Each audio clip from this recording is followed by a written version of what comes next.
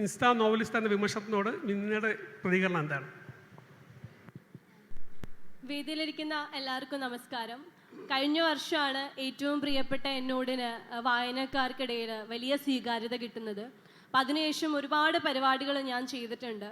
അത് കഴിഞ്ഞ് 2025 കടക്കുന്ന സമയത്ത് നമ്മളൊരു പരിപാടി ചെയ്യുമ്പോൾ ഈ വേദി ഇത്രയും നിറഞ്ഞു നിൽക്കുക എന്ന് പറയുന്നത് ഒരുപാട് സന്തോഷം തരുന്ന ഒരു കാര്യമാണ്. അപ്പോൾ വായനയെ സ്നേഹിക്കുന്ന, നിങ്ങളുടെ വിലപ്പെട്ട സമയം മാറ്റിവെച്ച് ഞങ്ങളെ കേൾക്കാൻ വേണ്ടിയിട്ട് ഇവിടെ ഇരിക്കുന്ന എല്ലാവരോടും ഹൃദയത്തിൻ്റെ ഭാഷയിൽ ആദ്യം തന്നെ നന്ദി പറയാണ്.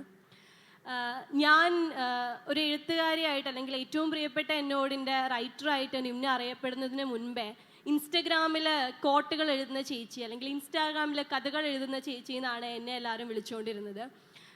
ഇപ്പം എൻ്റെ അടുത്ത് ഈ അടുത്ത് മാതൃഭൂമിയിൽ ഒരു ഇൻ്റർവ്യൂ ചെയ്യുന്ന സമയത്ത് ഒരു കുട്ടി ചോദിക്കേണ്ടായി, ഇൻസ്റ്റ എന്നൊരു മീഡിയ ഇല്ലായിരുന്നെങ്കിൽ നിമ്ന എങ്ങനെ എഴുത്തുകാരിയാവും എന്നുള്ളൊരു ക്വസ്റ്റ്യൻ ചോദിക്കേണ്ടായി. അപ്പോൾ എനിക്ക് തോന്നുന്നു, ഞാനൊരു എഴുത്തുകാരി ആവണം എന്നുള്ളത് കൊണ്ട് പുസ്തകം എഴുതിയിട്ടുള്ള ഒരാളല്ല ഞാൻ. എനിക്കൊരു സ്വപ്നം ഉണ്ടായിരുന്നു. ആ സ്വപ്നമാണ് ഒരു ബുക്ക് ഇറക്കുക എന്നുള്ളത്. അതിനപ്പുറം എഴുത്തിൻ്റെ വലിയ സാധ്യതകളെക്കുറിച്ചോ അല്ലെങ്കിൽ സാഹിത്യത്തെക്കുറിച്ചോ ഇന്നും എനിക്ക് വലിയ അറിവുകളില്ല, അന്നും ഉണ്ടായിരുന്നില്ല. അപ്പം എൻ്റെ ഉള്ളിലൊരു സ്വപ്നം ഉണ്ടായിരുന്നു. ആ സ്വപ്നം നേടാനുള്ള എൻ്റെ പരിശ്രമത്തിൻ്റെ ഫലമായിട്ട് ഞാൻ എത്തി നിൽക്കുന്ന വേദിയാണിത് ഇതുവരെ. അപ്പം എനിക്ക് തോന്നിയിട്ടുള്ളത്, ഇൻസ്റ്റ ഇല്ലെങ്കിൽ വേറെ ഏതെങ്കിലും രീതിയിൽ ഞാൻ എൻ്റെ സ്വപ്നങ്ങളെ നേടുമായിരുന്നു എന്നാണ്. അപ്പം നിമ്ന ഇൻസ്റ്റയിൽ എഴുതി അത് വെച്ച് മാർക്കറ്റ് ചെയ്ത് ബുക്ക് ഇറക്കി എന്നൊക്കെ രീതിയിൽ ഒരുപാട് ഫ്രസ്ട്രേഷനുള്ള ആളുകളുണ്ട്. അപ്പം ഞാൻ മനസ്സിലാക്കിയ ഒരു കാര്യം, ഞാൻ എത്തിപ്പെടാൻ ആഗ്രഹിക്കുന്ന ഒരിടത്ത് ഒരാൾ എത്തി നിൽക്കുന്നത് ഞാൻ കാണുവാണെങ്കിൽ ഞാൻ അവരെ ഒരു ശത്രുവായിട്ട് കാണുന്നതിനേക്കാളും ഞാൻ അവരെ എൻ്റെ മിത്രമാക്കാൻ നോക്കുന്നതാണ്. കാരണം എന്താണെന്ന് വെച്ചാൽ അവരുടെ അടുത്ത് നമുക്ക് ഒരുപാട് ലേൺ ചെയ്യാനുണ്ടാവും. അവരെങ്ങനെ ആ ഒരു പൊസിഷനിൽ എത്തി എന്നുള്ളത്.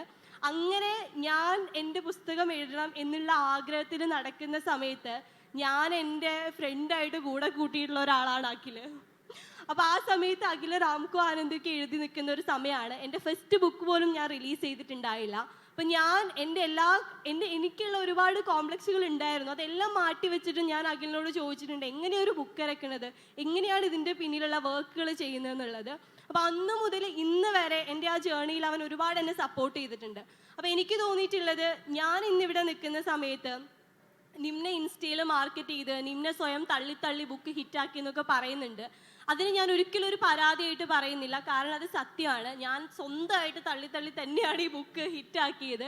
പക്ഷെ അത് ഏറ്റവും വലിയ സന്തോഷം എന്നുള്ളത്, ഏറ്റവും പ്രിയപ്പെട്ട എന്നോടിൻ്റെ സെക്കൻഡ് പാർട്ട് ഏറ്റവും പ്രിയപ്പെട്ട നിന്നോട് ഇറങ്ങാൻ പോകുന്ന സമയത്ത് അതിന് കൂടെ തള്ളാൻ വേണ്ടിയിട്ട് ഇതിൻ്റെ വായനക്കാർ കൂടെ ഉണ്ടാവും എന്നുള്ളൊരു വിശ്വാസമാണ് ഇന്ന് ഞാൻ എത്തി നിൽക്കുന്ന ആ ഒരു പ്ലേസ്. പിന്നെ എനിക്ക് തോന്നുന്നു, ഏതെങ്കിലും ഒരു അവസരം കിട്ടാൻ വേണ്ടിയിട്ട് നിൽക്കുന്ന ഒരുപാട് പേരുണ്ട്. അപ്പം ഞാനിപ്പോൾ ഇവിടെ കയറുന്നതിന് മുന്നേ ചേട്ടൻ്റെ അടുത്ത് പറഞ്ഞു, ചോദ്യങ്ങളൊക്കെ സൂക്ഷിച്ച് ചോദിക്കണം, ഏത് നിമിഷവും എയറിൽ പോകാവുന്ന അവസ്ഥയിലാണ് ഇരിക്കുന്നത്.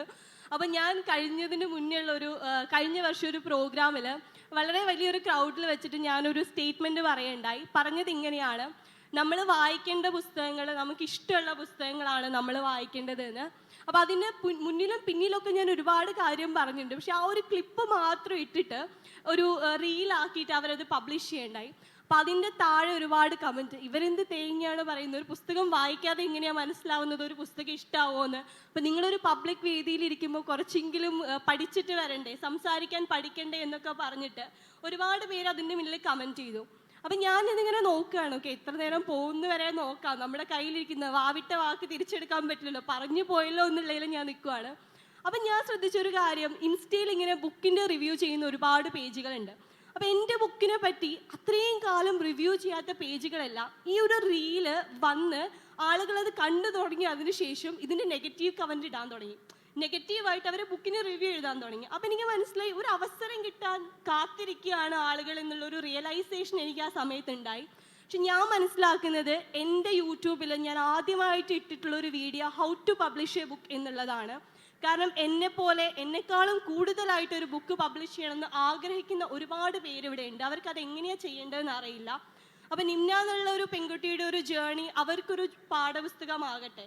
ഒരു സപ്പോർട്ടും ഇല്ലാതെ ആദ്യമായിട്ട് കേരളത്തിൽ വന്നിട്ടുള്ള ഒരു പബ്ലിക്കേഷൻ്റെ ഫസ്റ്റ് ബുക്ക് 1,00,000 കോപ്പികൾ കടന്നിട്ടുണ്ടെങ്കിൽ ഇവിടെ ഇരിക്കുന്ന ബുക്ക് എഴുതണം എന്ന് ആഗ്രഹമുള്ള എല്ലാവർക്കും അത് പറ്റും എന്നുള്ളൊരു ചാപ്റ്ററായിട്ട് എൻ്റെ ലൈഫ് മാറട്ടെ എന്നുള്ളത് കൊണ്ട് ഞാൻ ആഗ്രഹിക്കുന്നത്, ഇതിൽ ഫ്രസ്ട്രേറ്റഡ് ആവാതെ അവർക്ക് പറ്റിയിട്ടുണ്ടെങ്കിൽ എനിക്കും ചെയ്യാൻ പറ്റും എന്നുള്ള രീതിയിൽ മാറി ചിന്തിച്ച് ശത്രുവായിട്ട് കാണുന്ന ആൾക്കാരെ മിത്രങ്ങളായിട്ട് കണ്ട് അവരിൽ നിന്ന് ലേൺ ചെയ്യാൻ ആളുകൾ പഠിക്കണം എന്നാണ് ഞാൻ മനസ്സിലാക്കിയിട്ടുള്ളത്.